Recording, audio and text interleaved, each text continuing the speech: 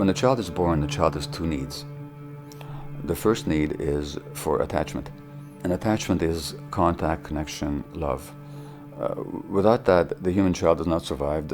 Any mammalian child or even an avian child doesn't survive. So that as soon as you get past the level of reptiles, the reptile is hatched, the mother's long gone by then, and the reptile infant either lives or dies, but there's no attachment to a parenting figure.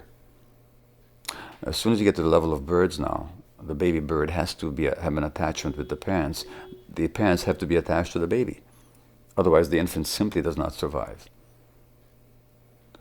Mammalians even more so, and most so the human, because we're the least developed, the least mature, with the least developed brains, and the most dependent for the longest period of time of any creature in the universe. So our attachment needs are enormous, and they remain important throughout lifetime because we have to have attachments to form societies, social groups, without which we don't survive.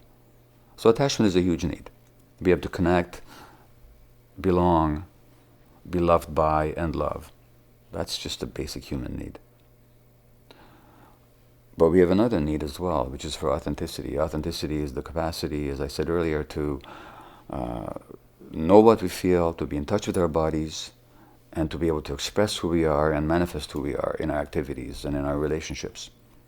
Now, why is that? Well, think of a human being in the evolutionary period who's not in touch with their body and their gut feelings. How long do they survive out there in the wild? So authenticity is another huge survival need. Great. So far, so good. But what happens to a child where the attachment need is not compatible with the need for authenticity? In other words, if I'm authentic, my parents will reject me. If I feel what I feel and express what I feel and insist on my own truth, my parents can't handle it. And parents convey those messages unconsciously all the time. Not because they mean to, not because they don't love the child, not because they're not trying to do their best, but because they themselves are suppressed or traumatized or hurt or stressed. So I convey that message many times to my children, believe me, without any conscious desire to do so. In fact, it was the very opposite of what I wished to convey. But that they're not acceptable the way they are, with their emotions the way they are, that's the message my kids got when they were small. And most children get that in our society. Now, what does the child do with that?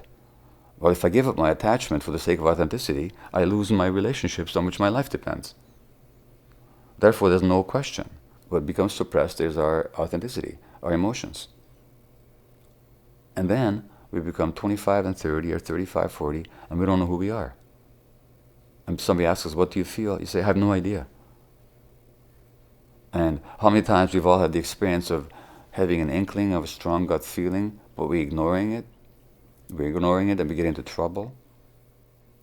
Well, that tells us what happened. What happened was that at some point we found out that it was too costly for our attachment relationships to be in touch with our gut feelings.